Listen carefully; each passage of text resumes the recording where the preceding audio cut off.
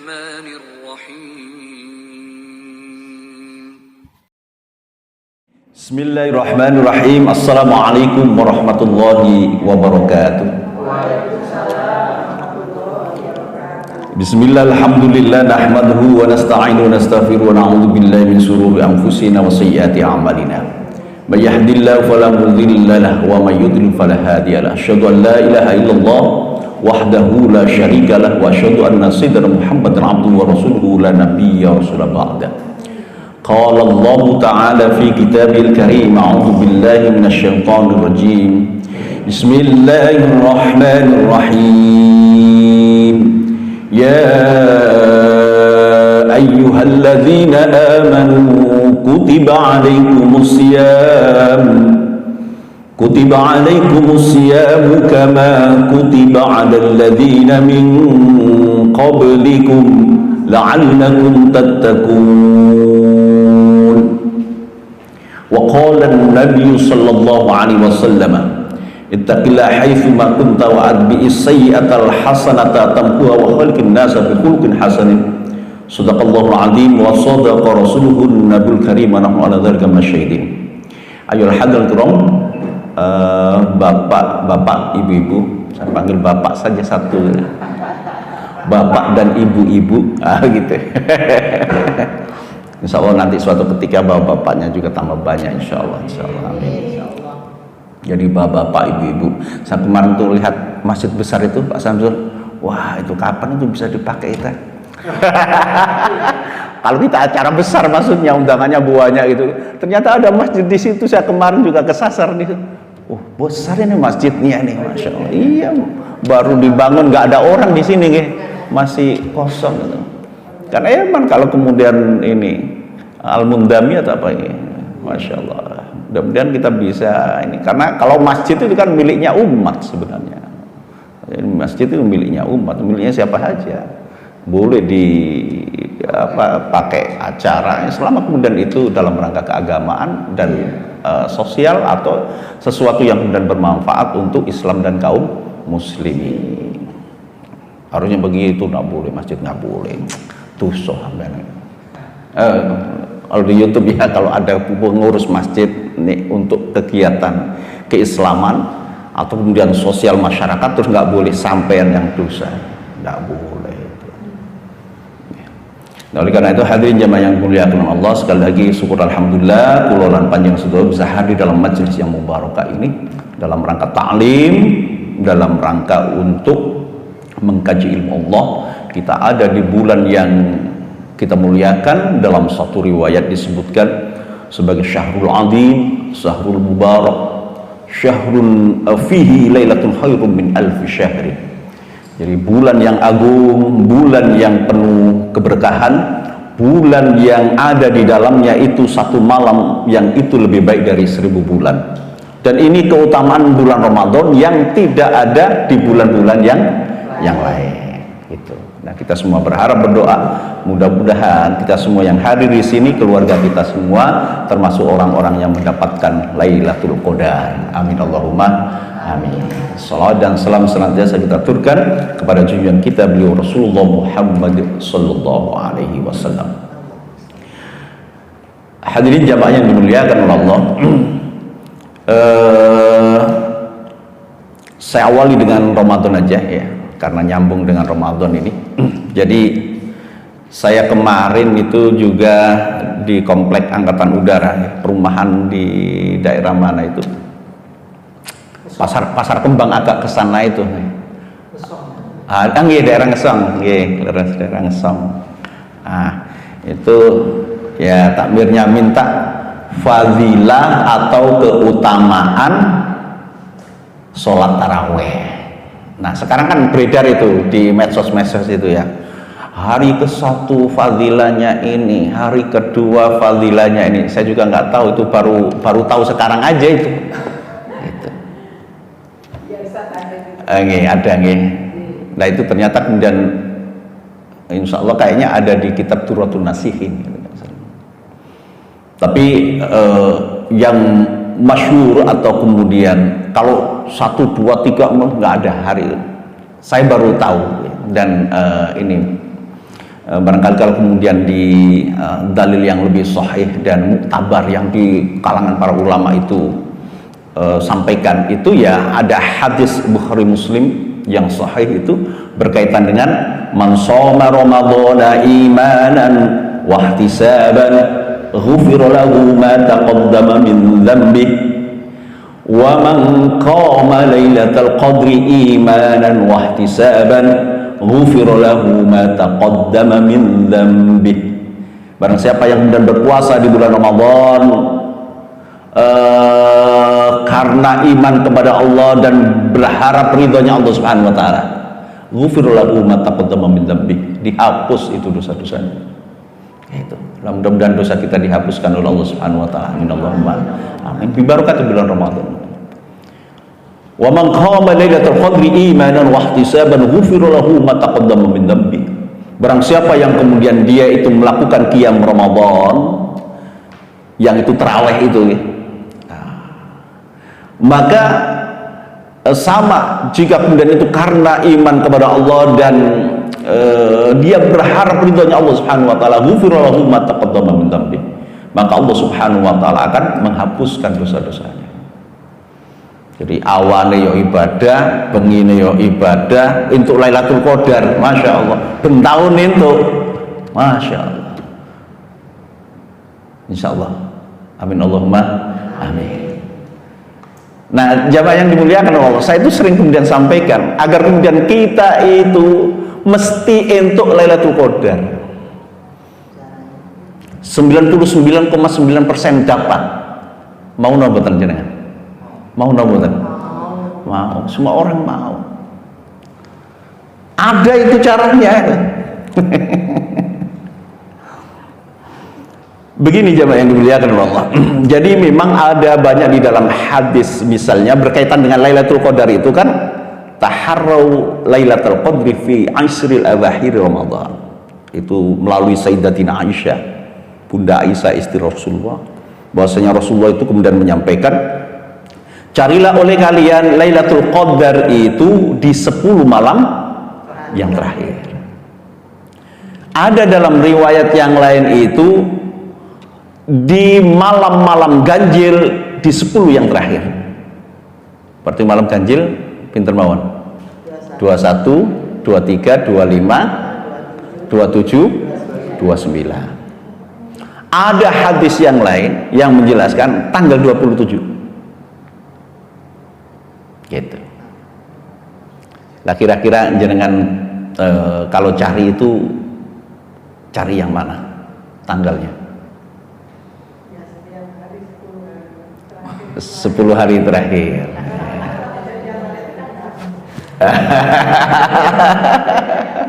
Enggak, orang itu kalau kemudian ngitung-ngitung terus kalau ngitung tanggalnya berbeda. yang susah itu tanggalnya berbeda. Awal puasanya beda. Nah, oleh karena itu jamaah yang dimuliakan oleh Allah, saya punya tips paling tidak 99,9% itu dapat itu. Berarti 0,0 saja yang tidak dapat itu. Caranya ngeten. Kita ambil dalil yang umum memang. Di dalam Al-Qur'an itu kan coba dibaca surah Al-Qadar. Surah Al-Qadar.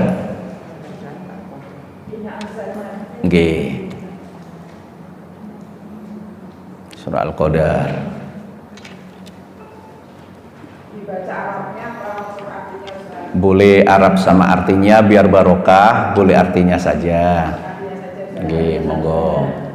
Aku berlindung pada Allah dari godaan syaitan yang terkutuk dengan nama Allah yang Maha Pengasih, Maha Penyayang. Sesungguhnya kami telah menurunkannya Al-Quran pada malam Qadar. Dan tahukah kamu apakah malam kemuliaan itu? Malam kemuliaan itu ialah lebih baik daripada 1000 bulan. Nggih, sampun sadaqallahul azim. Ila akhir surah. A'udzu billahi minasyaitonir rajim. Bismillahirrahmanirrahim. Inna anzalnahu fi lailatul qadr wa ma adraka ma lailatul qadr lailatul qadri khairum min alfi syahr ila akhir surah. Inna anzalnahu fi lailatul qadr, sesungguhnya kami turunkan Al-Quran itu pada malam Lailatul Qadar.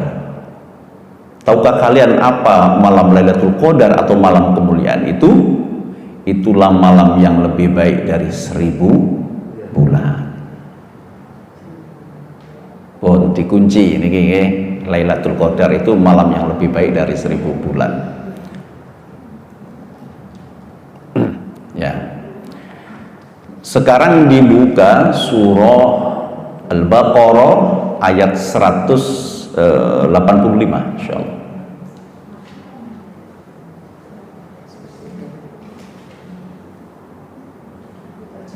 J, monggo.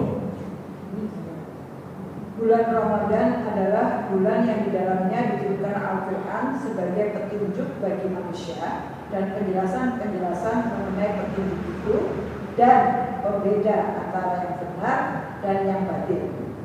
Karena itu, barang siapa di antara kamu ada di bulan itu, maka berpuasalah. Dan barang siapa sakit atau dalam perjalanan dia tidak berpuasa, maka wajib menggantinya sebanyak hari yang ditinggalkannya itu pada hari-hari yang lain. Allah menghendaki kemudahan bagimu dan tidak menghendaki kesukaran bagimu. Hendaklah kamu mencukupkan bulannya dan mengagungkan Allah atas petunjuknya yang diberikan kepadamu agar kamu bersyukur. Astagfirullahaladzim. A'udzubillahi minasyaitonir rajim. Syahrul Ramadan alladzi unzila fihi al-Qur'an hudan lin-nas wa bayyinatin minal huda wal furqan. فمن شهد منكم الشهر فليصم ومن كان مريضا أو على سفر فعدة من أيام أخر يريد الله بكم اليسر ولا يريد بكم العسر ولتكملوا العدة ولتكبروا الله على ما هداكم ولعلكم تشكرون. Masya Allah. Syahrul Ramadan alladzi unzila fihi al-Qur'an. Jadi di situ di bulan Ramadan itu diturunkanlah Al-Qur'an. Syahrul Ramadan alladzi unzila fihi al-Qur'an hudan lin-nasi wa bayyinatin minal huda wal furqan. Jadi sebagai petunjuk manusia, yang petunjuk itu membedakan yang hak dan yang batil. Al-Furqan itu pembeda. Mana yang baik, mana yang buruk, mana yang boleh, mana yang tidak. Itu Al-Quran. Makanya kemudian dalam Al-Quran itu banyak hukum-hukum yang berkaitan dengan masalah halal dan haram. Ila akhiril ayat. Nah, kalau tadi di surah Al-Qadar, sesungguhnya inna anzalnahu fi lailatul qadar, sesungguhnya kami turunkan Al-Quran itu di malam Lailatul Qadar. Terus di surah Al-Baqarah, sesungguhnya kami turunkan Al-Quran itu atau syahrul Ramadan alladzi unzila fihi al-Quran. Jadi di bulan Ramadan itulah kemudian kami turunkan Al-Quran. Maka turunnya Al-Quran yang tadi itu disebut sebagai Lailatul Qadar, bulan kemuliaan, kemudian turunnya Al-Quran itu ada di bulan Ramadan. Maka sebenarnya secara umum itu memang tidak ada penjelasan yang sharih di dalam hadis maupun di dalam Al-Quran berkaitan kapan bulan Ramadan itu diturunkannya Al-Quran. Sementara kemudian Lailatul Qadar itu ada di bulan Ramadan. Maka jika kemudian kula lan panjenengan sedaya itu menginginkan insya Allah mesti itu Berarti jangan sampai kemudian ada bolong, ada longgar mulai dari awal Ramadan sampai akhir Ramadan, lebih-lebih di 10 yang terakhir. Nah, makanya jamaah yang dimuliakan oleh Allah, ini kalau yang sudah sepuh-sepuh insya Allah sudah bisa nutup itu nih, mulai awal sampai akhir. Sing belum sepuh itu kadang ibu-ibu ada yang longgar itu. Lah itulah, mohon maaf, barangkali kemudian Allah memang kasih kelebihan itu sebagai kekurangan, tapi sebenarnya kelebihan dari ibu-ibu itu. Maka jangan kemudian putus asa atau waduh aku wis gak iso salat rek kedatangan tamu tuh murang-muring, waduh iki tamu yo teko wae. Nggak boleh. Karena ibu-ibu itu punya keutamaan yang lain. Tak masak, nyediakno bojone, nyediakno untuk anak itu. Apakah kemudian itu bukan amal soleh yang jika kemudian dia lakukan itu di malam-malam itu untuk persediaan sahur apalagi gitu nih? Masya Allah.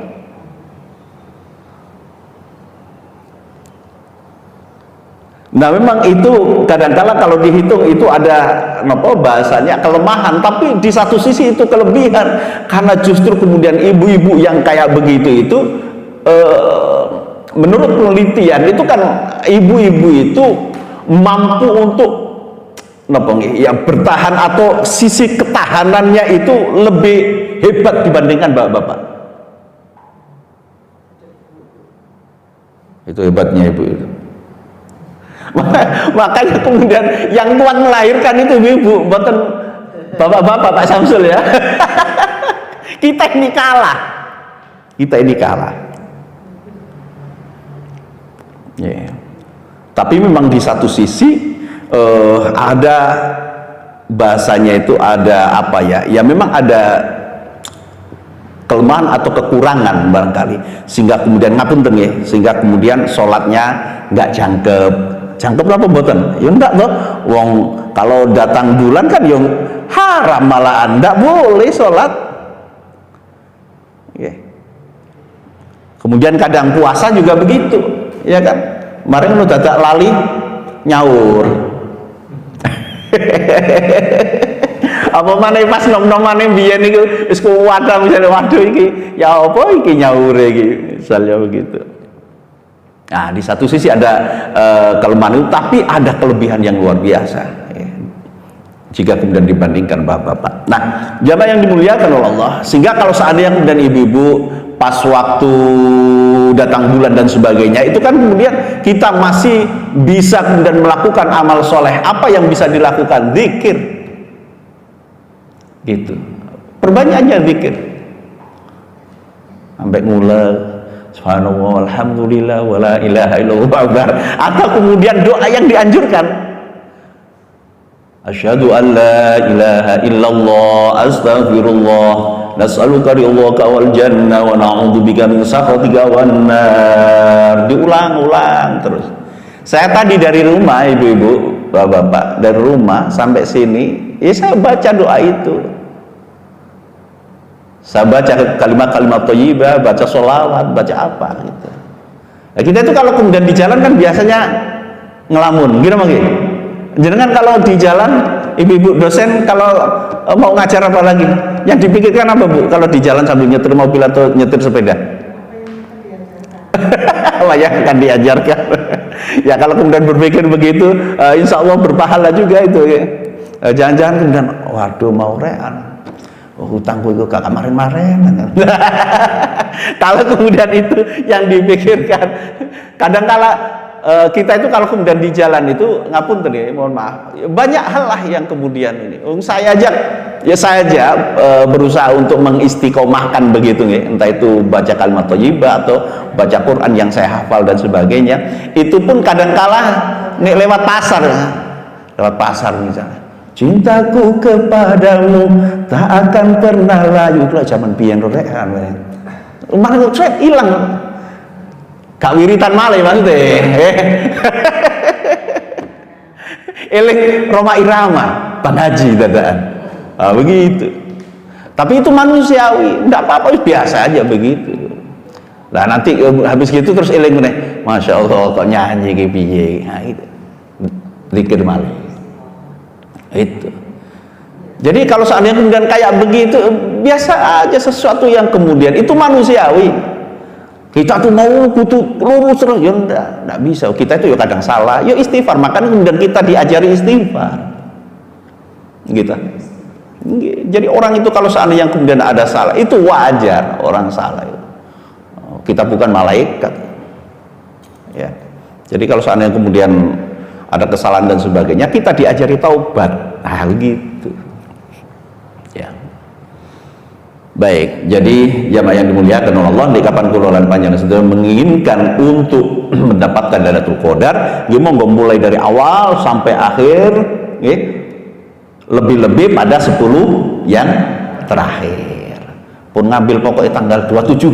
Wis aku manteng tanggal 27. Nah, ya itu dapatnya berapa persen gitulah. Kan ya tidak mesti kan. Tadi kan banyak napa hadisnya 10 terakhir, malam-malam ganjil kan begitu. Artinya beliau sallallahu alaihi wasallam itu juga tidak kemudian pasti ini kan tidak. Sesuatu yang tidak pasti. Tapi yang tidak pasti itu kepastiannya ada di bulan Ramadan. Nah, makanya kapan kula lan panjenengan sedaya menginginkan yang pasti, ya wis sak Ramadan. Begitu. Apa kalau mendapatkan itu katanya kekayaan? Oke, jadi itu memang ini ada sebagian ulama yang kemudian menjelaskan berkaitan dengan tanda-tanda apa Lailatul Qadar, wallahu alam. Tapi itu pun kemudian ada ikhtilaf itu beda ulama ini itu dan sebagainya.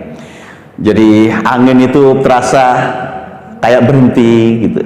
Berhenti maksudnya enggak terlalu kencang, tapi ya sunyi, tidak hujan, tapi enak, sejuk, nyaman, itu. Wallahu a'lam. Lah kadang-kala kemudian yang kayak begitu itu masing-masing orang itu merasakannya juga beda. Iya, awakmu mah bengi ngono ta? Enggak itu. Misalnya begitu, wallahu a'lam. Makanya kemudian boleh, itu kan sirrullah. Rahasianya Allah kan. Lah boleh jadi masing-masing orang itu juga berbeda mendapatkannya. Wallahu a'lam, kita juga nggak tahu. Ngoten lho. Lah kalau seandainya kemudian kita itu masing-masing juga nggak tahu, nggih monggo kula lan panjenengan sedaya wis kabeh wae wong. Kabeh semuanya berusaha untuk mendapatkannya. Itu. Ya. Jadi berkaitan dengan tanda-tanda ya yang banyak diungkapkan oleh para ulama itu begitu. Ya, sunyi, nyaman, angin tidak terlalu kencang berhembusnya, dan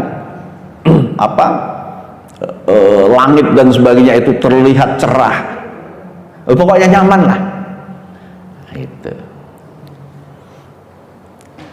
Nah itu kan kadang, apalagi kalau di Indonesia, di sini cerah kayak begitu, nyaman.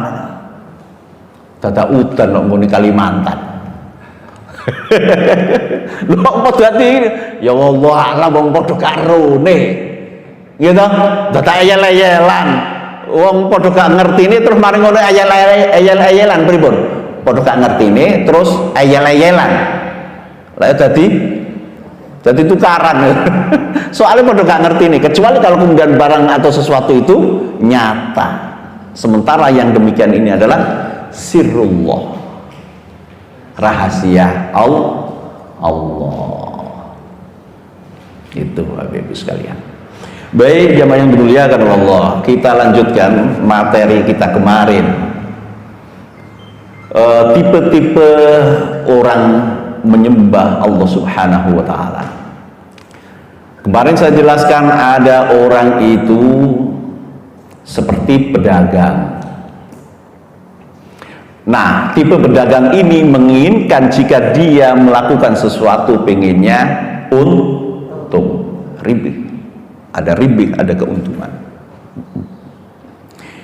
Ini digambarkan sebagaimana orang yang dia itu melakukan ibadah dalam rangka untuk mendapatkan surga. Boleh napa mboten? Boleh. Nanti kemudian ada pembagian itu ulama sufi. Karena ini secara umum boleh orang yang kayak begini berharap surga. Tipe yang kedua, ada orang yang dia itu sebagaimana budak. Maka budak itu dia takut pada tuannya, gitu. Budak kan takut pada tuannya. Itu digambarkan jika seorang hamba menyembah pada Allah, takut terhadap neraka. Boleh nombotan ya? Boleh. Karena pada umumnya itu kayak begitu. Sebagaimana sahabat dulu juga seperti itu, berharap surga, takut neraka. Gitu nih. Nah, ada kemudian tingkatan berikutnya itu nanti orang yang dia itu hurun, orang yang merdeka, arif billah, yang dia itu kenal dengan Allah. Itu orang yang ma'rifatullah. Itu di saat dia melakukan amalia atau perbuatan dalam rangka menggolek ridhane Gusti Allah. Nah, inilah tingkatan yang lebih tinggi. Jadi kalau kemudian tadi berharap surga, takut neraka, ya itu kebanyakan orang. Sahabat-sahabat dulu itu juga kayak begitu.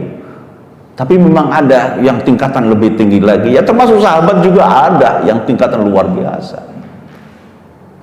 Baik, saya jelaskan yang pertama tadi, orang yang dia itu berharap surga. Kita kemarin kan sampai ini hadis Rasulullah yang ada seorang sahabat bertanya kepada Rasulullah Sallallahu Alaihi Wasallam, ya Rasulullah, akhbirni bi'amalin yudkhiluni al-jannah. Ya Rasul, tolong kasih tahu saya tentang amalan-amalan yang bisa memasukkan aku ke surga. Nah, ini berarti kulolan panjenengan sedoyo wis diwakili sahabat ya. Maknanya kita sekarang kan sebenarnya kalau seandainya ada Rasul kan ya tanya, ya Rasul, ya apa ya caranya mlebu swarga itu kan begitu. Nah, itu diwakili zaman biyen itu, ya, sahabat itu. Kemudian beliau Sallallahu Alaihi Wasallam menjelaskan begini. Qala Sallallahu Alaihi Wasallam. Kemudian beliau Sallallahu Alaihi Wasallam menjelaskan kepada sahabat tadi yang menginginkan untuk masuk surga dengan amalan apa? Kata beliau Sallallahu Alaihi Wasallam, sabda beliau Sallallahu Alaihi Wasallam, ta'budullaha wa la tusyriku bihi syai'an.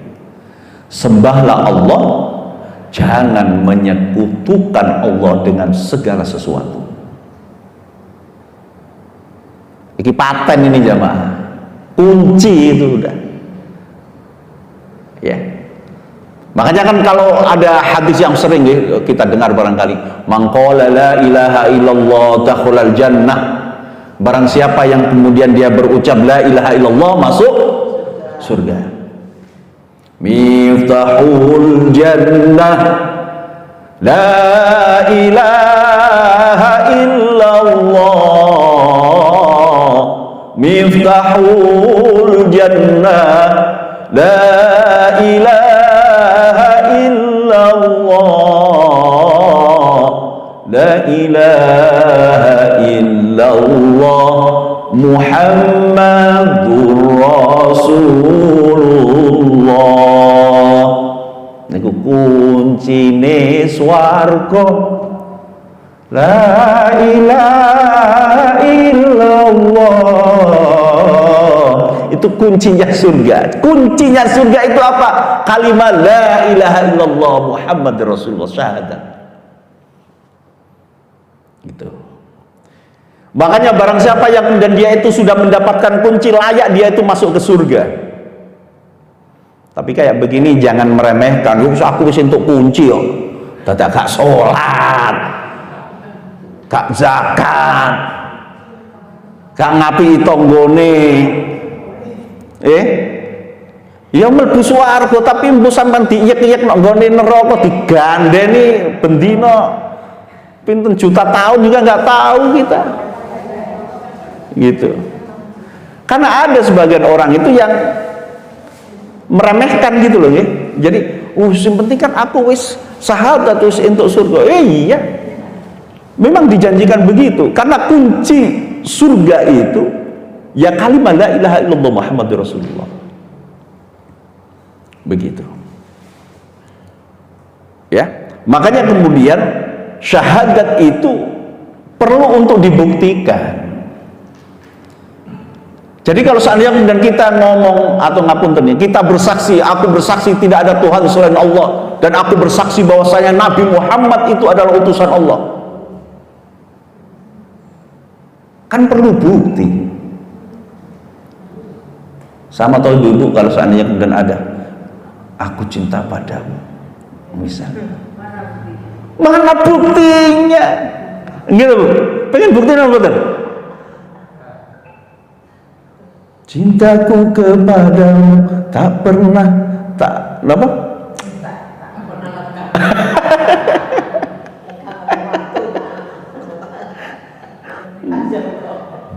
Bagaikan bunga surga yang segar selamanya. Pret. Nek ngomong tok ya ngepret niku jenenge, gitu.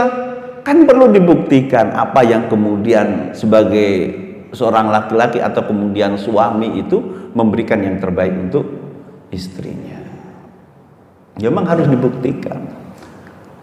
Nah, orang yang kemudian dia itu bersaksi bahwasanya tidak ada Tuhan selain Allah dan Rasulullah Muhammad itu adalah utusan Allah, itu juga perlu dibuktikan. Lah nopo bukti nih? Ya buktinya adalah taat sama Allah, taat sama Rasulullah Muhammad sallallahu alaihi wasallam. Begitu. Jadi ketaatan inilah sebenarnya kemudian bukti dari syahadat tadi itu. Ta'budullaha wa la tusyriku bihi syai'an. Nah, di dalam hadis ini juga beliau Rasul Muhammad SAW menegaskan tadi berkaitan dengan syahadat harus ada buktinya, wa tuqimus shalah. Yang kedua, kalau kamu menginginkan untuk surga, untuk masuk surga, tegakkan sholat, dirikan sholat. Makanya kemudian sholat itu jamaah yang dimuliakan oleh Allah, itu amalan yang paling utama. Kuncinya juga. Kunci. Iya, supaya bisa masuk itu kan perlu ya wasilah agar kemudian kita itu ada petunjuk bisa sampai ke tempatnya itu. Ada kendaraan yang bisa ngantar bulan panjang saudara sampai di depan pintu surga. Itu sholat. Ya.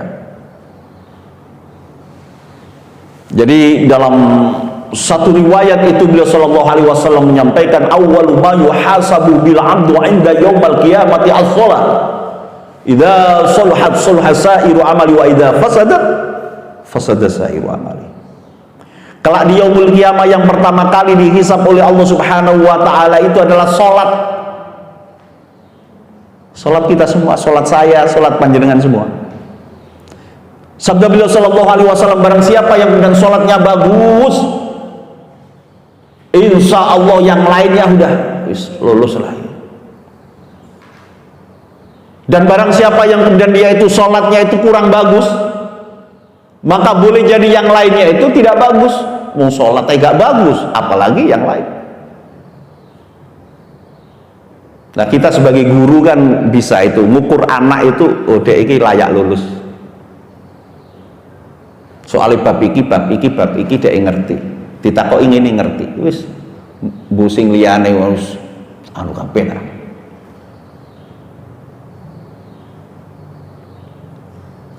Berarti standar itu ada di sholat, standarisasi itu. Tapi kok ada ya kiai kamu puasa sholat tapi kalau hati busuk ya Nggih. jadi kan jadi tadi yang katanya kuncinya sholat ya hati lah. Saya agak bingung lagi, oh berarti hati yang baik. Nggih, ngeten. Hati yo. Nggih, hati. Ngeten. Quran itu menjelaskan inna sholata tanha 'anil fahsya'i wal munkar. Sesungguhnya sholat itu bisa mencegah perbuatan keji dan perbuatan mungkar. Maka jika orang itu yang benar-benar sholat, yang sholatnya benar, nah gitu kan, benar-benar sholat, yang sholatnya benar, pasti. Gusti Allah sing janji loh, kan? Mboten kula, mboten siapa-siapa, tidak, Allah yang janji itu. Maka orang yang manakala dia itu sholat benar-benar sholat, tur sholatnya benar. Atau nih, tanha 'anil fahsya'i wal munkar, maka akan tercegah dari perbuatan keji dan mungkar. Berarti kalau orang yang sholat ternyata tidak mencegah hal itu, berarti sholatnya belum benar. Begitu. Ngapunten, kadang kemudian kita itu sholat itu kan, ngapunten nggih. Waduh, gak pantas kan sholat. Jadi sholat itu pantes-pantesan maksudnya, ya, gak pantas nih gak sholat. Atau kemudian sholat itu ya hanya sekedar, waduh wajib rek sholat, ayo nang cepat, coba gugur kewajiban. Ngapunten, tapi begitu ya wis apik, wis sholat tuh. Saya itu ndak ngolok-ngolok ya wis ngono kuwi ya wis apik, wong dhek wis gugur kewajiban gitu loh. Yang nggak baik kan nggak sholat itu. Kalau nggak sholat itu wis tambah gak kaitung meneh itu. Nggak lagi napa ngecakno kuncine mau bikin ondi ki kamarin itu gak ketemu deh. Oh nggak sholat, gak ono pengantare. Lah orang sholat itu bisa mengantarkan, oh ini loh kamarmu, ini loh surga yang kamu bisa masuki, kan begitu. Kan ada niat benar. Jadi kalau udah sholat tidak mau mempelajari kembali. Maksudnya gini, tentang bab sholat itu kan banyak dari wudhunya. Itu kan akhirnya karena kita keturunan ya, ini udah kebiasaan. Jadi ya udah gitu aja, gitu mengalir gitu aja. Padahal harusnya tetap belajar. Nah ini kan harapannya Ustaz ulama itu selalu mengingatkan hal itu. Kenapa? Disitulah kelemahan kita. Saya sendiri pernah gini, Al-Fatihah itu termasuk, bukan saya yang ucapkan, ada juga Al-Fatihah aja nggak ngerti artinya. Padahal kalau saya tuh sholat Ustaz, saya tuh merasakan yang dikoordinasi ini apa otak, pikiran, mulut, sama hati. Jadi harus mengkoordinir tiga itu. Betul. Sehingga saya harus bersuara supaya pikiran nggak kemana-mana. Minimal suara yang bisa didengar dirinya sendiri. Ojo terus alhamdulillah pinggir-pinggir. Waduh, aku ya mojok. Nanti ganggu sing liyane. Jadi umi alhamdulillah. Niku sampun kedenger dirinya sendiri. Jadi memang pakai pelafalan. Kalau yang biasa nggak pakai pelafalan juga bisa. Langsung bisa sebenarnya. Cuman kadang kala ada orang-orang tertentu yang nih gak umi-umi, itu gak mantep. Nggih. Nggih. Ini bisa jalan-jalan kemana gitu? Apa ini cerita ini masuk Nggih. Betul. Ternyata setelah saya bersuara, memang gak ada pikiran apa-apa, jadi harus bersuara. Jadi memang sekali lagi begitu, ada orang-orang memang tidak semua orang kayak begitu. Tapi kalau seandainya kemudian memang untuk memantapkan itu dengan bersuara, sama halnya ketika Imam Asy-Syafi'i itu atau ulama-ulama Syafi'iyah itu kan kita diajari usolli fardhul maghribi thalatha rakaat. Ya, itu kan dilafalkan. Niat. Padahal itu nggak ada di dalam bahasan fikih dan sebagainya, nggak ada, pokoknya niat. Karena niat itu dalam hati.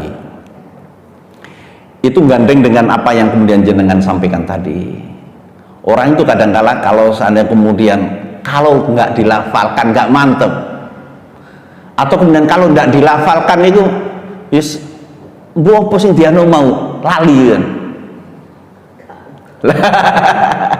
Lah untuk memantapkan itulah kemudian dilafalkan tadi itu, sekalipun kemudian ya itu kan beda pendapat begini monggo jenengan ngelafalkan juga nggak apa-apa, pokoknya usul saya itu ada orang yang begitu usul itu terus dia ono was gitu loh, ada was itu mana nih kulolan panjenengan sedoyo itu kalau seandainya kemudian mau sholat dan sebagainya terus biar nggak was baca An-Nas qul a'udzu birabbin nas malikin nas ilahin nas min syarrin nas sebelum sholat itu biar sing waswis ya yuwaswisu fi sudurin nas, yang membisik-bisikkan minal jinnati wan nas, dari bangsa jin dan dari bangsa manusia, dari bangsa sing gak katok sampai sing katok, ngaten deh. Nah, itu baca An-Nas itu.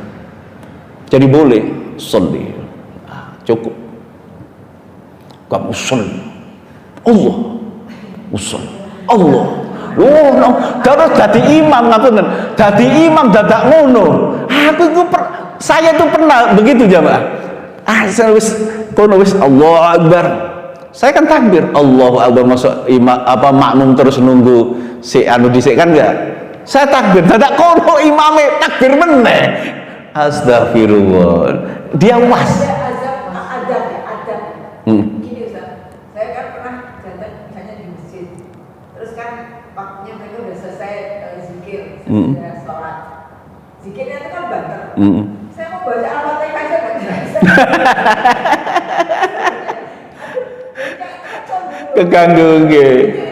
Apa maksudnya ini? Apakah memang gimana ya Ustaz? Apa harus bersuara keras? Ya kan nggak tahu.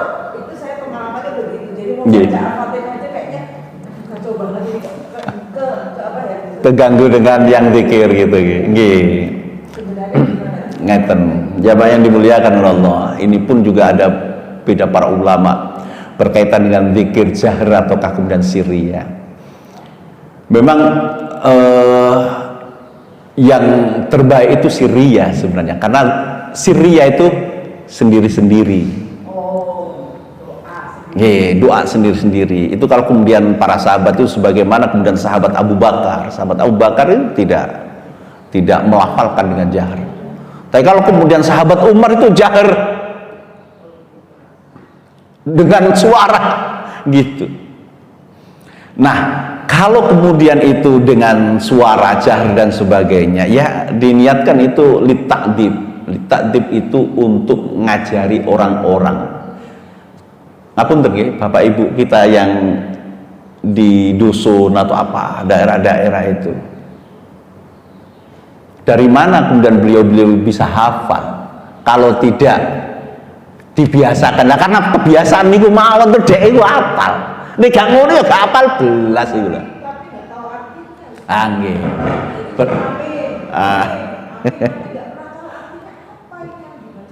Nggih. Betul. Itu berarti nanti perlu tindak lanjut berikutnya. Makanya ngapunten jamaah yang dimuliakan oleh Allah. Kadang-kala kemudian kita itu ya ada ulama-ulama atau ya ustadz-ustadz yang membahas lah kita itu ngaji kok. Lah ngaji kok nunggu PHBI coba. PHBI Bu. Peringatan Hari Besar Islam. Ngaji 3 bulan pisan itu. Ini Ramadan mawon kadang ndak mau dia. Ndak mau taklim kayak begini kadang nggak mau. Ramadan wis anu kok traweh wis pegel. Apa pakai ngaji-ngaji bareng. Ngoten lho. Ngapunten kita bicarakan banyak orang loh ya. Terus sesuk ae nunggu napa habis Ramadan iki cari halal bihalal. Cara halal bihalal, oke, ono pengajian, gitu. Halal bihalal pun ada ngaji.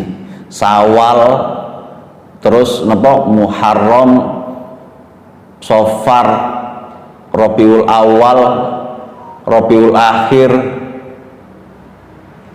Muharram, napa habis Ramadan, Syawal, Dzulqa'dah, Dzulhijjah. Wis ana meneh PHBI napa? Hajian, ngaji. Marang ngono libur meneh. Dzulqa'dah, Dzulhijjah, Muharram, Safar, Rabiul Awal, Rabiul Akhir, wonten napa niku? Oh, kelahiran Rasul. Maulid.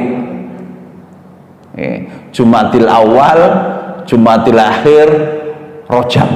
Ketemu Isra Mi'raj. Oke, terus mlebu malih Sya'ban, Ramadan. Jadi praktis. Nggih. Ngajine niku namung ping 4 napa ping gansal? 4 lah setahun. Ngapunten.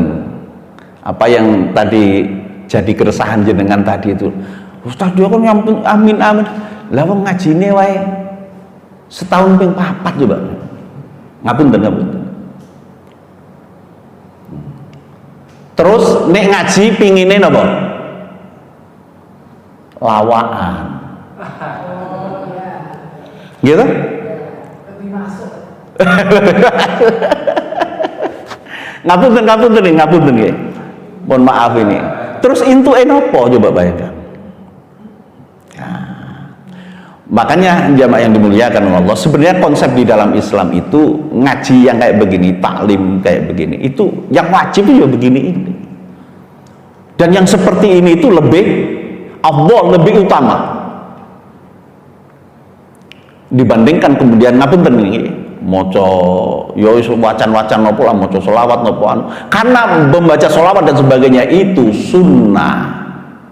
Sementara ngaji taklim atau hadis atau Quran atau fikih dan sebagainya niku wajib. Lebih didahulukan mana? Yang sunnah atau yang wajib? Yang wajib. Sekalipun saya juga ada jamaah yasin tahlil minta ini, ya saya mau, tapi ngaji Riyadhus Shalihin. Jadi habis yasin tahlil ya nggak apa-apa, itu sunnah lah untuk doa macam-macam, silakan. Kudu ono ngaji nih, karena kedudukan ngaji itu wajib, sementara doa-doa tadi itu sunnah. Nah, ngapunten yang sekarang ini ya masih banyak itu juga saudara-saudara kita kan, ya masih memahami yang seneng rame-rame anu apa gitu nih, baca apa gitu nih. Ya baiklah begitu, baik. Tapi ada yang lebih baik. Nah, niku sing pasik dereng dipahami saudara-saudara kita, banyak yang belum paham gitu. Makanya kemudian tadi yang penting baca, atau kemudian ketika sholat dibaca ini itu dan sebagainya, tapi nggak ngerti atau belum mengerti gitu ya wis apik ngoten mawon ya gitu deh. Tapi memang perlu ditingkatkan kualitas. Nah, itu perlu kita sadari semua memang gitu. Makanya kalau seandainya kemudian kita itu mengadakan ngaji dan sebagainya, itu kan ya menyadarkan mereka agar gelem ngaji, ya menyadarkan mereka agar kemudian memahami sebenarnya apa yang kemudian kita lakukan, mestinya kudu paham dan ngerti apa yang kita lakukan. Nah, kalau seandainya kemudian kita itu sudah seperti itu, ya insya Allah sudah menjadi lebih baik tingkatannya. Tuh, kembali lagi tadi, wa tuqimus shalah wa tu'tiyaz zakah. Berikutnya adalah tunaikan zakat. Jadi kalau kemudian tadi itu wa tuqimus shalah itu hablum minallah, gitu kan? Wa tu'tiyaz zakat, memberikan zakat itu hablum minan nas. Makanya Islam itu masya Allah. Sebenarnya kalau kemudian di dalam kehidupan Islam mestinya nggak ada orang yang dia itu tidak bisa makan. Seharusnya. Nek paham konsep begini nih loh, gitu. Bahkan sampai beliau Rasul Muhammad SAW kan menyampaikan, bukan golonganku, bukan umatku. Kalau seandainya kemudian ada orang yang dia itu bisa tidur nyenyak, dadak tonggone gak mangan ya, masya Allah. Jangan sampai ini. Maka tetangga-tetangga kita itu adalah saudara-saudara kita, wabil khusus yang muslim. Wong yang tidak muslim aja kita wajib tolong dia berkaitan dengan hajat asasi kayak begitu itu, apalagi yang muslim.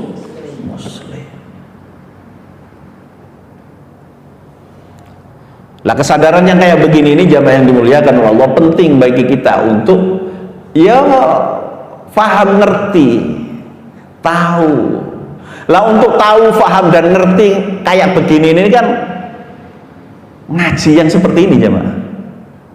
Maksudnya lebih mendalam, jenengan langsung takok, langsung nopo komen, langsung ini langsung ditanggapi dan sebagainya. Nah ini kapan ribuan orang, ratusan ribu. Nah, saya biasa juga ngisi kayak begitu. Lah bagaimana caranya untuk itu? Ya menggerakkan mereka ya dengan sholatullah, salamullah. Ayo yang pojok sana. Belum kedengeran kan begitu. Nah, mungkin ngaji itu ya sithik isine jamaah. Sing akeh lah entertainmentnya. Saya juga pernah ngisi ratusan ribu peserta.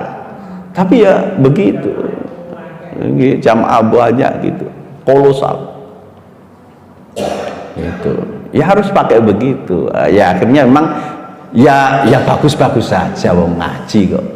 Gitu nggih. Daripada konser musik. Nah, coba. Tapi kajian yang sebenarnya itu kan ya ngaji kayak begini ini, atau kemudian ngaji di masjid, di musola begitu nggih. Yang kemudian bisa langsung tanya jawab, bisa langsung komentar, bisa langsung nyampaikan pengalaman, bisa langsung begitu. Itu akan lebih banyak lagi apa yang kemudian kita dapatkan.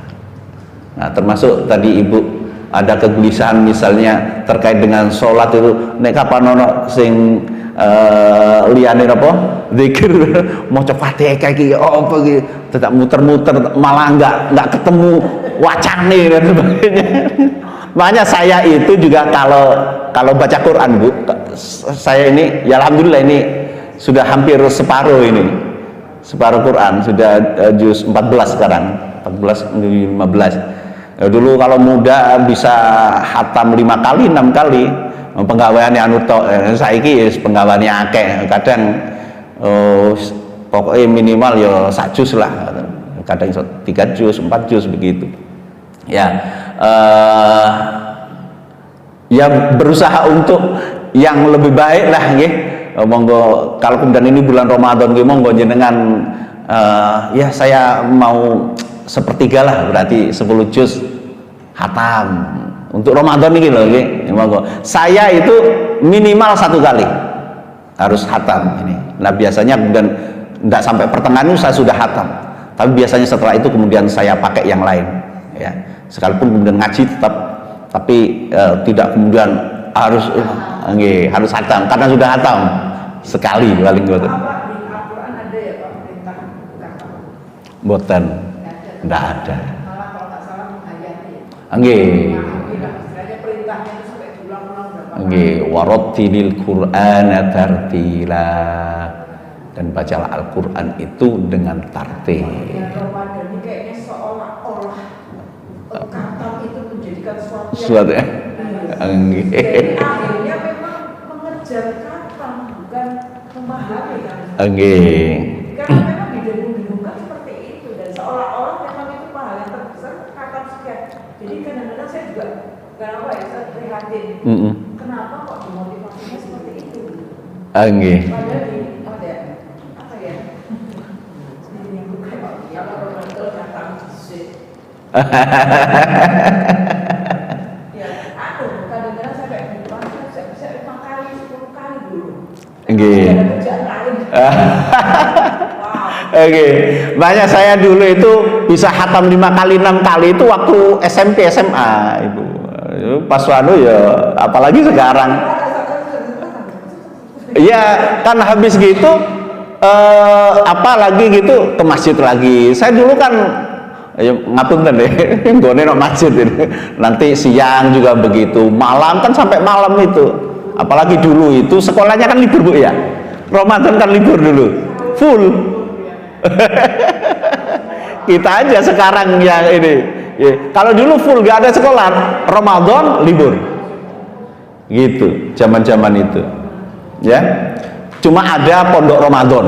Pondok Ramadan itu biasanya 3 hari nginep, 2 hari atau 3 hari nginep. Setelah itu selesai. Gitu.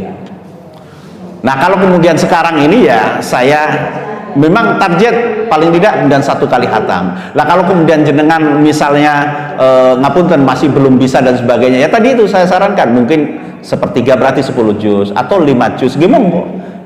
Sebatas apa yang kemudian kita itu bisa lakukan, yang terbaik lah. Nah, memang tidak ada kemudian kewajiban harus sampai khatam dan sebagainya, gitu. Karena Diriwayatkan Rasulullah memang seperti itu ya. ngeten, kalau secara umum ngeten. Mangqara'a harfan fi kitabillahi falahu hasanatun. Wal hasanatu bi asri amsalihah. La aqulu alif lam mim harfun walakin alifun harfun wa lamun harfun wa mimun harfun.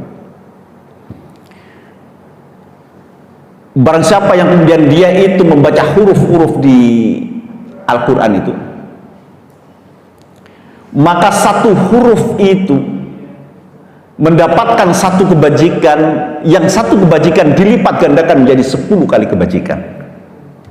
Kemudian Rasulullah mencontohkan alif lam mim. Aku tidak mengatakan alif lam mim harfun.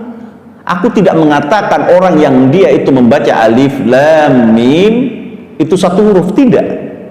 Walakin alifun harfun wa lamun harfun wa mimun harfun.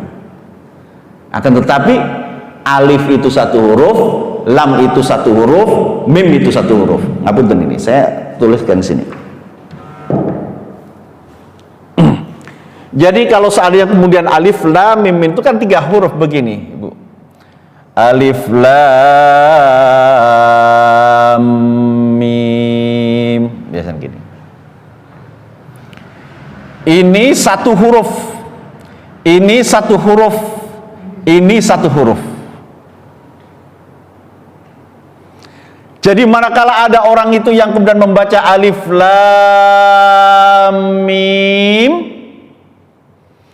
itu ganjarannya 3 dikali 10 sama dengan 30. Nah, itu keutamaan membaca Al-Quran. Kalau hatam bisa dibayangkan berapa?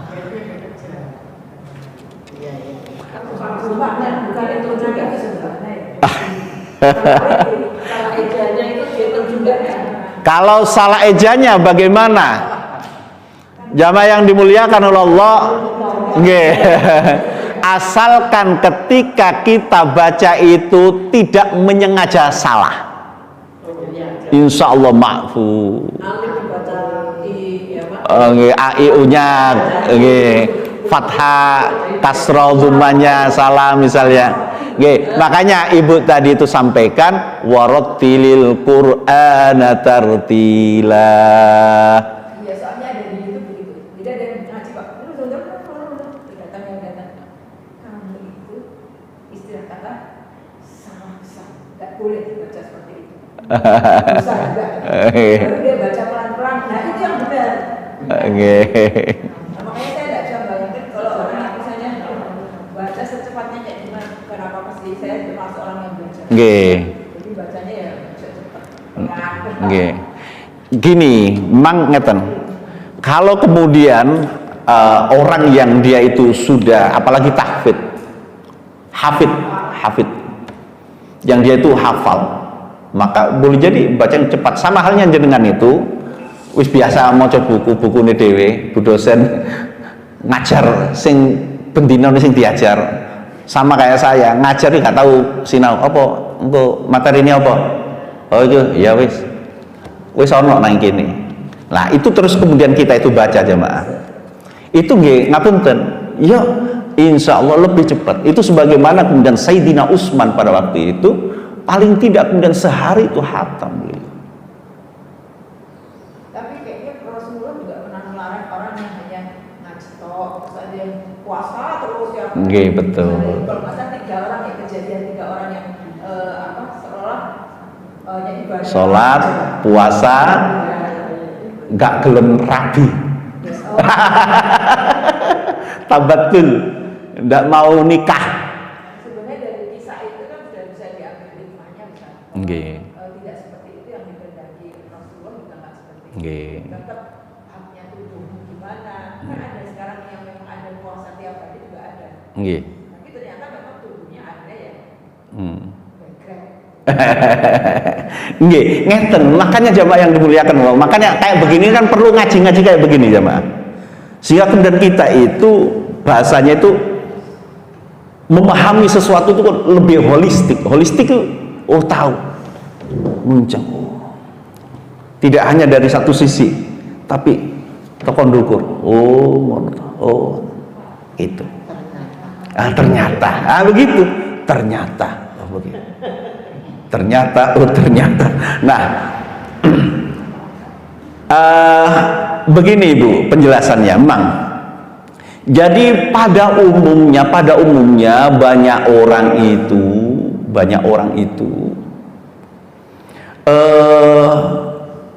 lakukan apa yang kemudian sampai itu bisa lakukan. Jangan kemudian melakukan sesuatu yang dia itu melampaui batas atas kemampuan diri sampean. Islam itu melarang, nggak boleh. Itu kan yang jenengan tadi ceritakan itu kan ada ya zaman sahabat itu podo kayak kita kayak begini nih. Lah ketika kemudian tanya, ya apa sih Rasul itu kehidupannya? Beliau itu puasa gitu. Akhirnya kemudian dia ya wes nek kapan ngono aku poso. Terus sing situ menek, ya apa sih Rasul itu begini. Ya wes nek kapan ngono aku sholat malam terus. Itu. Yang satu lagi, gimana sih Rasulullah itu? Ya karena ibadah itu ini itu dan sebagainya. Kemudian beliau itu tidak kemudian tidak terfokus pada wanita dan sebagainya. Yang kapan ngono aku gak rabi. Begitu. Lah akhirnya kemudian itu dipanggil oleh Rasul, gak begitu. Mata itu juga ada haknya, perut itu juga ada haknya, gitu. Jadi badan itu juga ada haknya. Nah, berarti kalau seandainya kita itu melakukan satu amaliyah, kerjakan yang terbaik semampu apa yang kita bisa lakukan.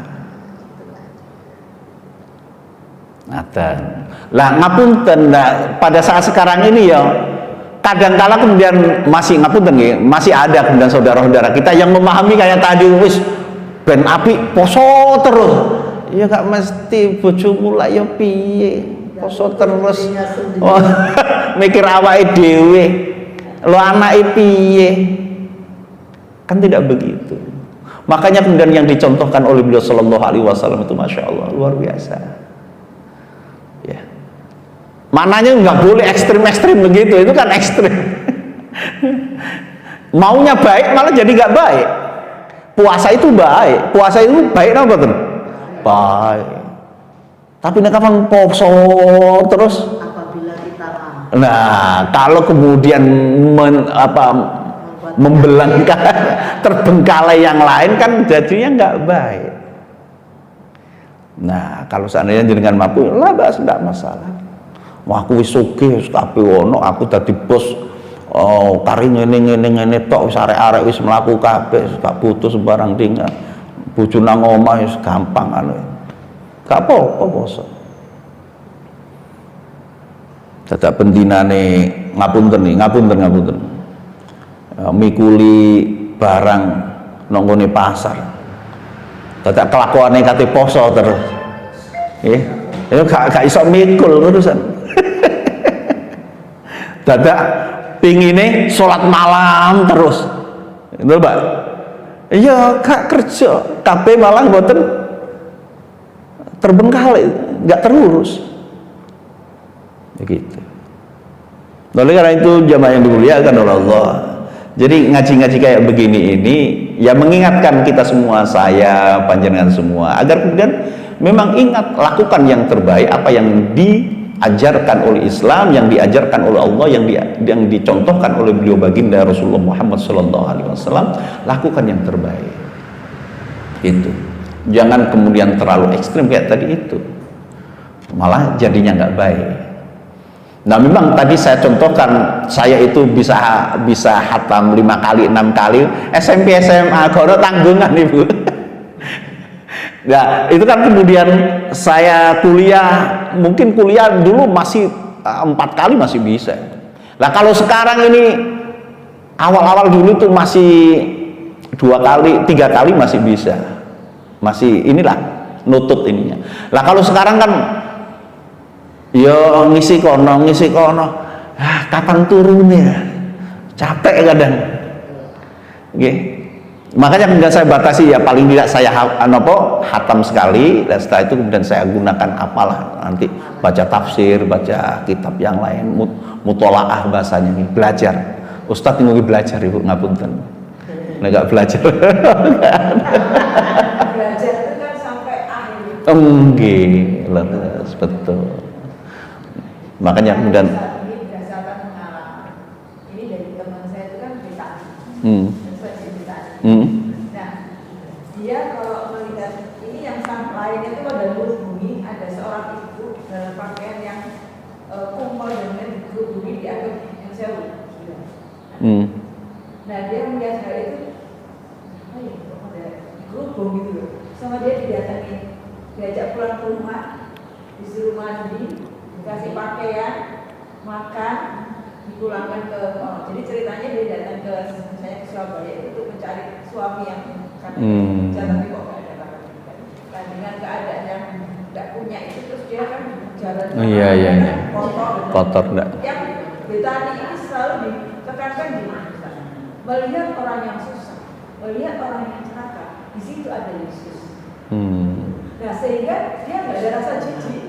Gak ada rasa apa, pokoknya saya kan memang di situ ada Yesus. Nah, itu loh motivasi manajemen apa mungkin kalau apakah ya saya tidak tahu di industri ini bagaimana. Tapi saya melihat dari situ bahwa dia tidak ada rasa jijik untuk menolong seorang ibu, diajak pulang ke rumahnya, makan. Dia tidak menyinggung perkara agama dan sebagainya. Pokoknya dia harus menolong karena ini disitulah ada Yesus. Nah, kalau kita kan mungkin Rasulullah. Yeah. Nah, itu saja. Kemudian kemarin saya lihat di polisi ini memang belajar berbuat baik. Jadi ada yang pelaporan ke dia, nanti dia datang ke daerah lain, bukan di saya beliau tinggal di Klaten, dia jalan lain. Ada seorang ibu yang kumpul benar-benar bertahun-tahun di pasar, nggak ada yang peduli, cuma ngasih makan, ngasih itu kok. Nah, ada seorang ibu laporan sama polisi datang dan dia menolong sampai dipotong rambutnya karena udah bau sekali. Nah, ini kasihan sekali, jadi dia di pasar tuh kayak orang apa ya? Nah, ini kadang-kadang padahal kalau dibilang di daerah situ kelurahan kan pasti ada dinas sosial. Kemana ini orang-orang ini gitu? Nah, ini yang kadang-kadang kan yang perlu kita duga, maksudnya yang di bawah kita tuh peduli pada bukan mungkin di tempat lain juga ada yang peduli, ada mungkin satu rumah seorang ibu yang memang tidak punya anak dan dia dibantu. Nah, itu kan kegiatan PKK dan sebagainya. Nah, itu yang mungkin yang harus selalu dimotivasikan kepada kita itu bukan cukup dengan apa ya, ibadah yang untuk diri sendiri, tapi peduli lingkungan. Nggih, makanya kemudian sekali lagi tadi itu kan waktu tuqimus shalah wa tu'tiyaz zakah. Salat itu hablum minallah, hubungannya dengan Allah. Wa tu'tiyaz zakah itu berarti sesama. Karena di dalam harta kita itu sebenarnya ada hak orang lain. Lah kalau seandainya kemudian semuanya kita makan, itu kan sama halnya kita makan haknya orang lain itu. Iya, harus sampai segitu. Lah, pada saat kemudian misalnya ada saudara-saudara kita yang mohon maaf kayak tadi, kayak ngapunten ya, kayak gila dan sebagainya karena saking jauhnya. Itu memang yang perlu ada kepekaan sosial kita. Ya. Dan nopo nggih, ya inilah mungkin kita itu sudah dididik untuk nafsi-nafsi no bahasane niku, individualis. Iya. Pada saat sekarang ini kan kita itu individualis, kau urusan itu tuh urusannya dewek. Wis ojo parah-parah, ojo parah-parah. Gitu nggih. Padahal itu sebenarnya kemudian ya tugas kita semua, tugas semuanya sebenarnya. Wabil khusus ngapunten ya. Wabil khusus orang yang dia memiliki kewenangan. Maka dengan pemimpin itu nggak gampang-gampang ya. Orang yang lagi sekarang berebut ini itu dan sebagainya, karena ada amanah di situ. Kau gampang-gampang dia mikire untuk opo wah wongi geblek iki jaluk di jendul dhisik kepala cek paham bahwasanya ketika kemudian dia itu menjadi pemimpin akan ditanyai oleh Allah orang per orang yang dia pimpin. Gelem dah. Ini bahasa iman Ibu. Nek wong gak duwe iman ya apa sing dipikir? Nek gak entuk pira ngono wae. Tapi kalau kemudian itu bicara iman, menakutkan. Gitu. Makanya kemudian Khalifah Abu Bakar, Khalifah Umar pada waktu itu dalam tanda kutip rodok nolak ya.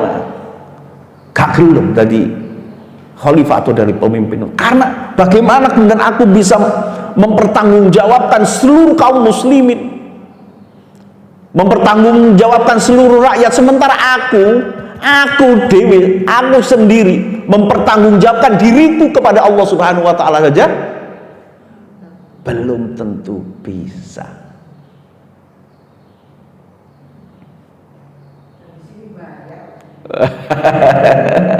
Lange, coba kalau kemudian sekarang ngapun kalau orang itu mikir sampai panjang kayak begitu, kemudian dia hubungkan dengan keimanannya, ketemu itu.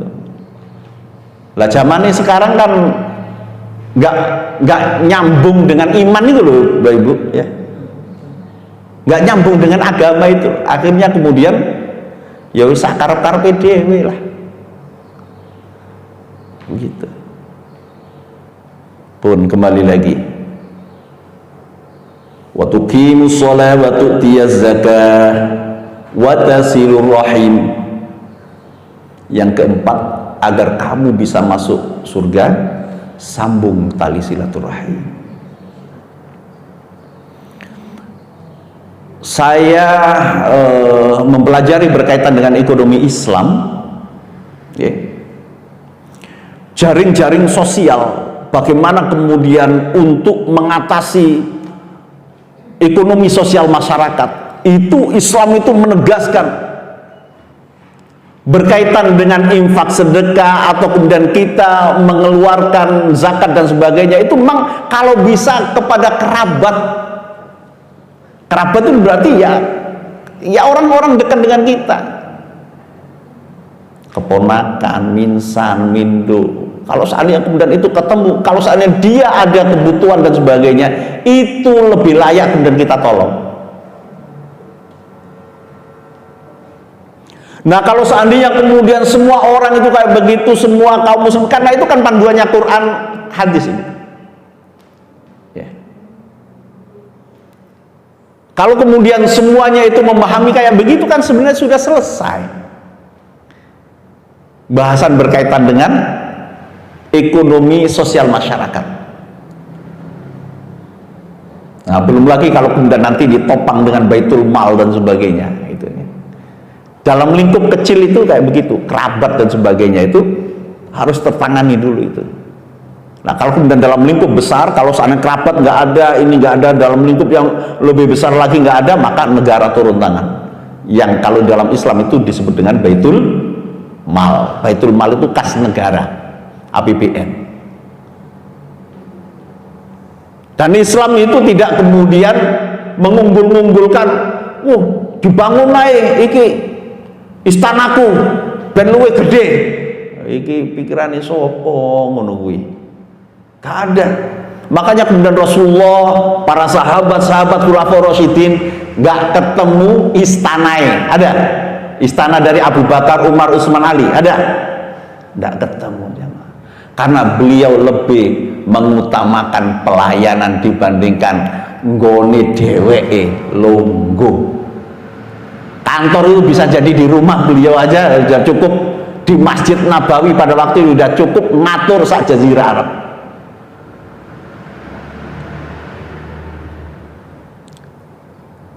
Itu penting tapi tidak terlalu penting. Nah, penting tapi tidak terlalu penting. Penting tapi tidak terlalu penting. Nah, itu bisa ditunda. Itu. Nah, jamaah yang dimuliakan oleh Allah, watasilur rahim itu saya kemarin menjelaskan ini. Bagaimana caranya kita itu bisa masuk surga bareng-bareng? Berjamaah dengan keluarga besar berombongan. Itu ada caranya.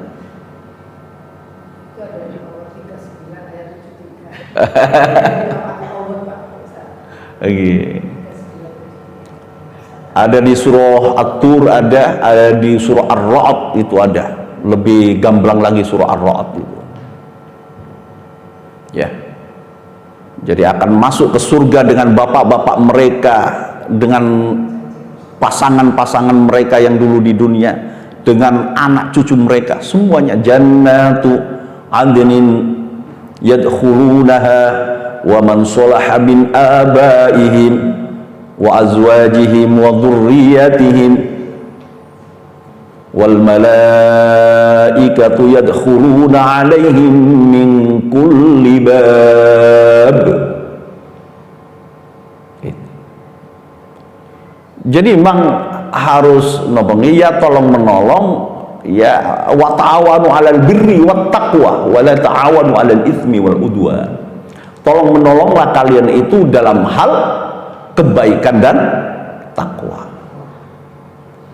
Wa la ta'awanu 'alal itsmi wal udwan. Jangan kemudian tolong menolong dalam hal keburukan dan permusuhan. Permusuhan. Karena kadang-kala kemudian ngapunten ya. Itu kalau kemudian atas nama keluarga itu ngapunten ya. Perkara napa ki mawon salah-salah ya dianggap bener. Soalnya keluarga. Sampai ngubah undang-undang bareng. Ngapunten ya. Boten. Oke. Itu enggak boleh. Jadi kalau seandainya kemudian salah ya salah gitu ya. Kalau dihukum ya dihukum. Makanya Rasulullah itu kemudian menggambarkan begini, berkaitan dengan hukum ya, berkaitan dengan hukum itu. Sampai-sampai kemudian beliau Shallallahu Alaihi Wasallam itu menyampaikan, kalau seandainya Fatimah itu mencuri, anakku itu mencuri. Lau kana Fatimah binti Muhammadin saraqat laqata'tu yadah. Aku yang akan memotong tangannya. Itu berkaitan dengan hukum. Jadi Rasulullah mencontohkan sendiri. Sehingga jika kemudian ada keluarga yang salah dan sebagainya, ya udah tegakkan hukum. Itu kan asbabul wurudnya. Asbabul wurud itu keluarnya hadis ini, ibu-ibu, itu kan ada dari seorang wanita juga sih sebenarnya, dia mencuri gitu. Ngapunten ini, dia mencuri terus ketahuan. Nah, sementara wanita yang mencuri ini itu dari Bani nopo nggih. Jadi kastanya itu tinggi lah. Kalau Bani itu bahasane nopo? Ya darah biru lah nggih, dari Bani ini yang dia itu agak tinggi ininya. Nah, orang-orang pada waktu itu kan mikir ngene, gak pantes iku rek wong anu, wong dhek iku anake menteri, anake presiden kok dihukum. Wis ya apa ki carane, ya apa?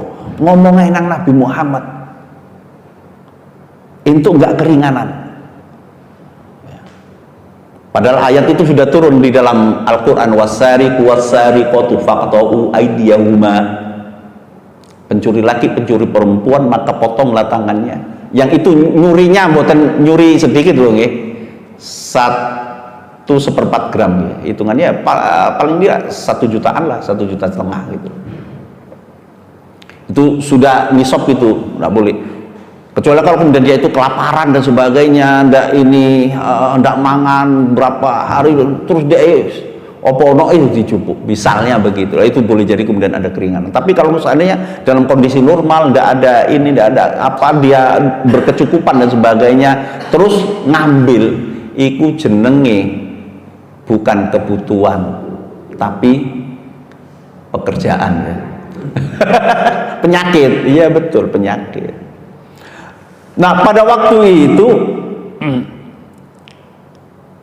semua sahabat juga, iki sopo iki sing ngomong iki nang Kanjeng Nabi, sopo, siapa yang kemudian disuruh untuk nyampaikan ini biar dapat keringanan gitu. Nang MA kan bagaimana dapat keringanan gitu.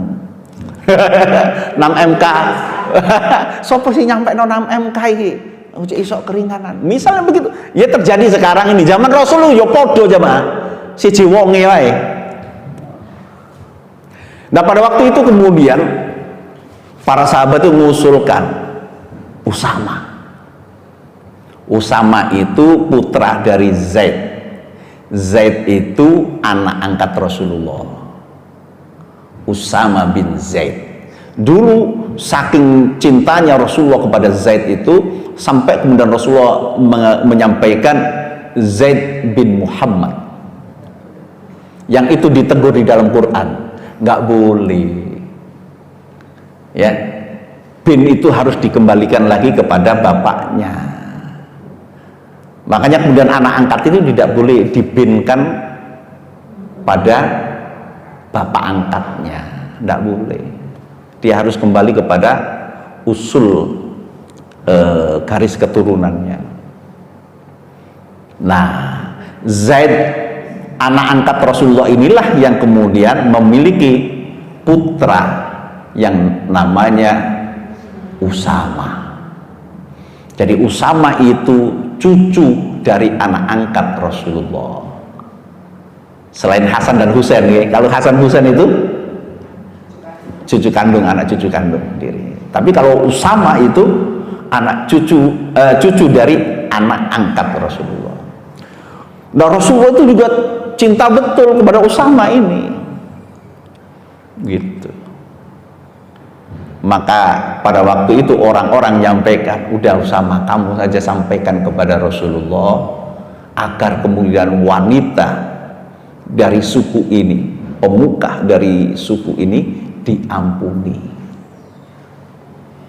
Nah, ketika Usama itu menyampaikan kayak begitu jamaah kepada Rasulullah, berdirilah Rasulullah itu kemudian di mimbar, disampaikan kepada halayak ramai pada waktu itu.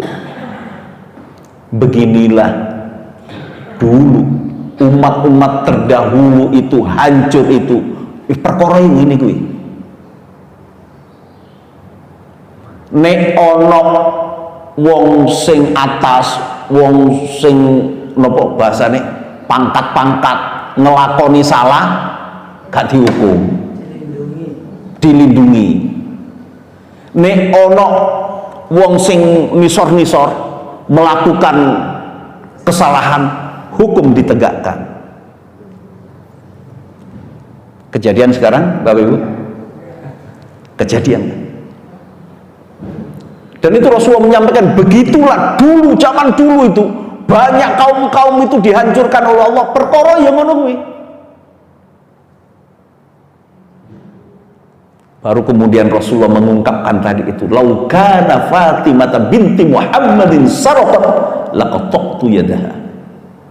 Itu menegaskan lagi, sampai-sampai kemudian Rasulullah menyampaikan, kalau seandainya Fatimah putriku itu mencuri, aku yang akan potong tangannya.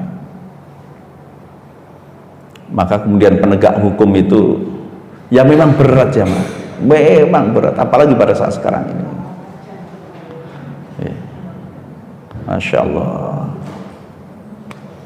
Tapi inilah sebenarnya dan kehidupan. Ya bagaimanapun ya, hidup ini belajar, mau kita belajar untuk lebih baik lagi, belajar untuk lebih baik lagi. Kalau seandainya kemudian sekarang masih belum baik, ya kita belajar untuk lebih baik lagi. Begitu. Sama, lu apa Ustadz juga begitu? Enggak, sama. Mestinya kita semua juga sama kok. Ini sama-sama manusia. Sehingga kalau seandainya kemudian kita itu jika tidak dipertemukan dengan orang-orang baik, ngapunten ini, boleh jadi kemudian kita juga terperosok. Maka syukur alhamdulillah jika kemudian kita bertemu dengan orang-orang baik. Itu kemudian para ulama dulu itu menyampaikan, tombo ati iku ana limang perkara. Nah gitu ya.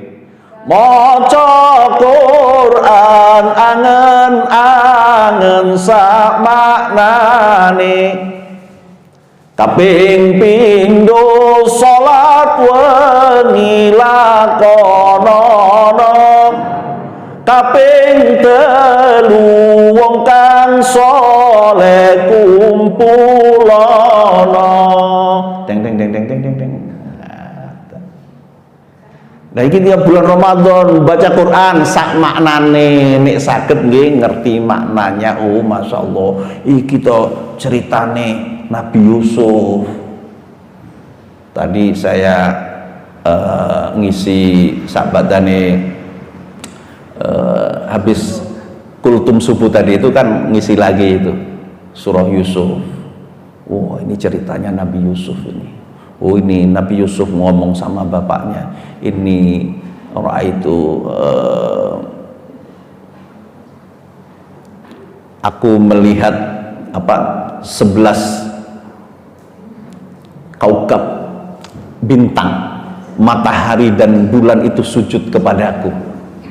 Itu kan yang diungkapkan oleh Nabi Yusuf pada waktu itu kepada Nabi Ishak. Nabi Ishak pada waktu itu sudah nyandak, karena beliau Nabi dan Rasul, nyandak itu ngerti, oh ini keistimewaan anakku ini. Ishak, Yakub ya, Nabi Yakub. Nabi Yakub. Makanya kemudian Nabi Yakub itu ngapunten, dalam tanda kutip ya lebih condong kepada Yusuf. Ya apa ya gak bisa dipungkiri wong tuwa iki.